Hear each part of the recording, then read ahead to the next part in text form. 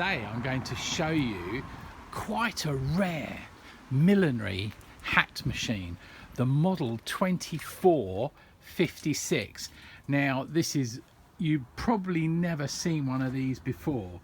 It's just very unusual. I spotted this machine on eBay, and it's a good lesson. If ever you see a good machine on eBay, contact the seller, because if they're a good seller, they will tell you lots of information. Now this one comes from a Northamptonshire family of tailors, 5th generation tailors from their basement, and I knew it looked good because it was all oily all around the mechanism. And what this is a free arm. The 2456 was basically sold, the 24 was sold as a domestic, it was sold to kids, it was sold to adults, it was sold as an industrial.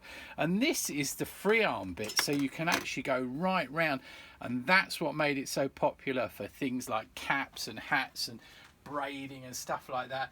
So now let me show you how it works. What I've done is I've converted it with a domestic motor. So I've bunged some handles on, bunged a domestic motor on.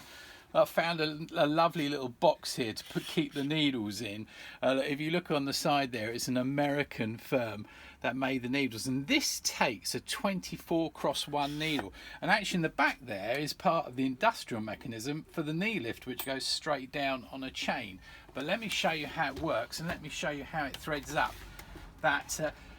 This machine can run, amazingly, this machine can run at over 3,000 stitches a minute if it's put onto an industrial bench.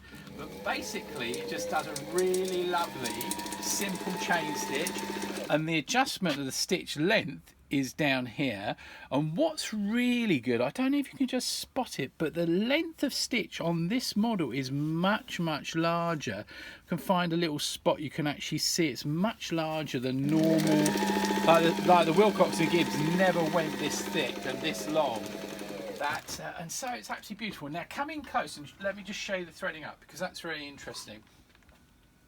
From the peg, from the cotton reel to the first guide, then back through the little loop, round the tension, through the other little loop, down to the little guide there, up to the needle bar, and then on the side here you've got another little guide, and through the needle, and you're ready to sew. Of course there's no underneath thread with the chain stitch.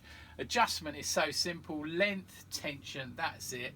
And now the big question is, how much do I ask for this? Bye for now.